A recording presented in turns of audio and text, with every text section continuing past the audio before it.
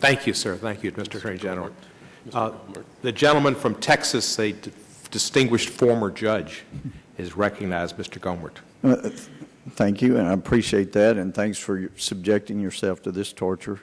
The intent is not to torture you there, so apparently it's not. I'll follow up on the hate crime issue. You're aware of 18 U.S.C. 2A that basically says if you aid, encourage, induce someone to commit a crime, induce is one of the verbs in that statute, then you're as guilty of the crime as the one who actually committed it. You're familiar with the law principles, surely. Sure.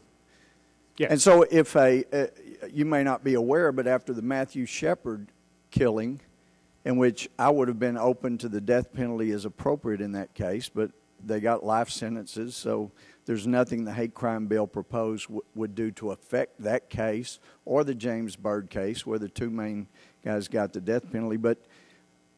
But after the Matthew Shepard case, there were mainstream media people who were saying, people like James Dobson, who had said homosexuality was wrong, had actually, and they used the word, induced this crime. So it is possible, and even under the definition in the provision in the hate crimes bill that says you can't use constitutionally protected speech in a prosecution under this act, there is a comma, and it says unless it applies to the underlying offense.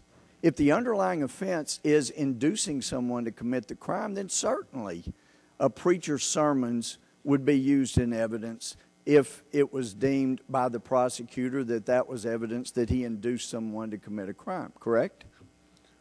It seems to me that that inducement is a little attenuated. The notion that you would go after, that a prosecutor would go after a preacher who was saying things that I would not agree with, hateful things about somebody's sexual orientation, I don't see how that in and of itself is going to be enough to bring that. Even if the shooter said, I was induced by the preacher telling me these things in his sermon, and even if the sermon were based on the Bible, the Tanakh, or the Quran. Again, that seems a little attenuated to me. I think. But it could happen, couldn't it? It's hard for me to imagine a fact situation where that could happen. So you are saying, as Attorney General, there is not a case where you could see using 18 U.S.C. 2A against anyone who is alleged to have induced someone else to commit a hate crime? Well, I'm not saying that at all. If somebody's on the scene, for instance, and says, get that, use a negative word, and kill him, shoot him, do that.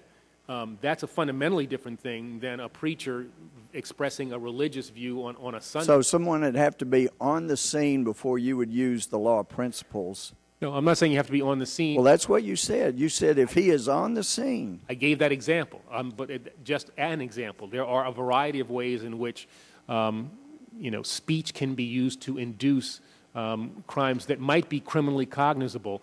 But the example that was used well, the example I used, though, is the one I'm asking about.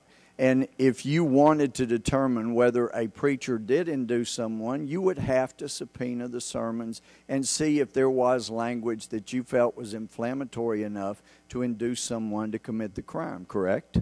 It might be that as part of the case that you were bringing against the person who actually committed the act, and you wanted to show the intent. Why? Well, now you're back to, but I'm not talking about them. I'm talking about one who may be considered and investigated for inducing another to commit a hate crime.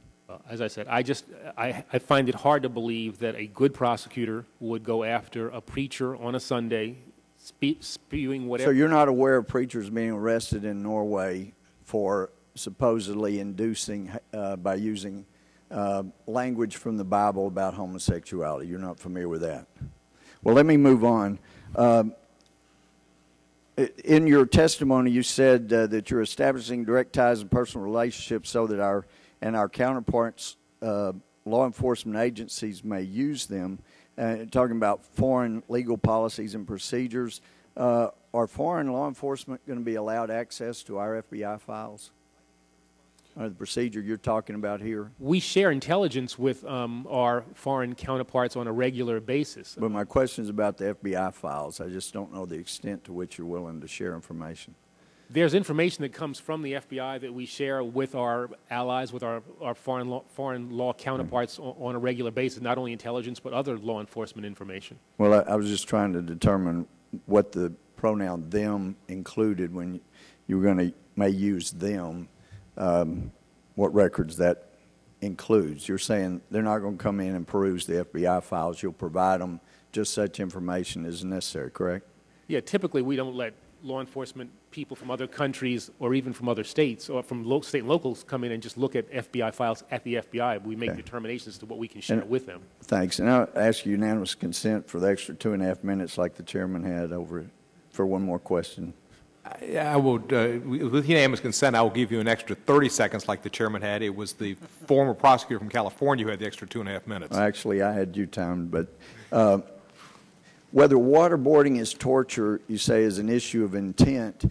If our officers, when waterboarding, had no intent to do permanent harm and, in fact, knew absolutely they would do no permanent harm to the person being waterboarded, and their only intent was to get information to save people in this country, then they would not have tortured under your definition. Isn't that correct? No, not at all. I mean, it depends.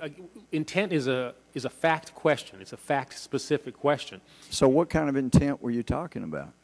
Well, what is the intention of the person? In doing the act, was it logical that a result of doing the act would have been to physically or mentally harm the person? But I set that out in my question. The intent was not to physically harm them, but because they knew there would be no permanent harm. It would be discomfort, but no permanent harm. They knew that for sure.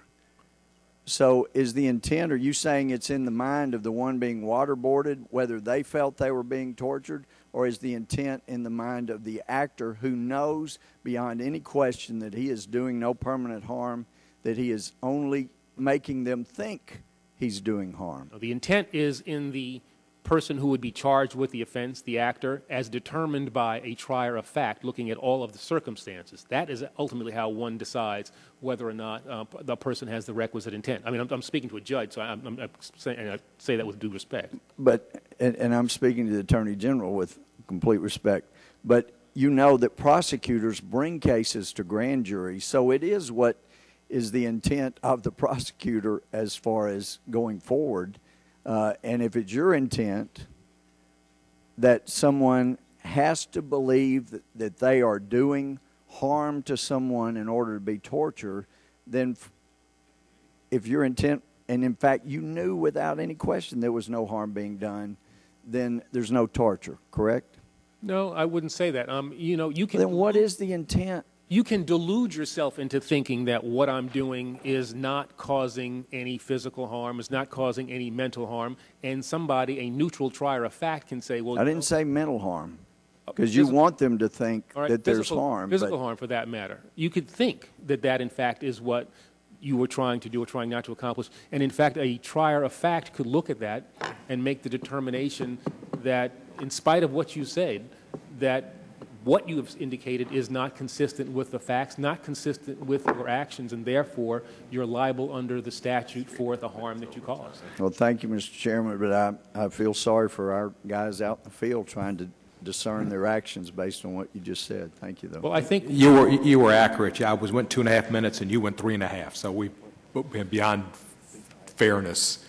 But one thing, just to respond, I mean, the concern you raise is a good one in the sense that we want to make sure that we are clear with those men and women who serve us in the field, that we are clear to them about what the standards are and what we expect of them. And I think that is one of the reasons why President Obama early on ruled off the table certain interrogation techniques and we've tried to be very clear about the way in which we would view their conduct so that they would have an ability to know what is on the right side and what is on the wrong side. So we've tried to be clear.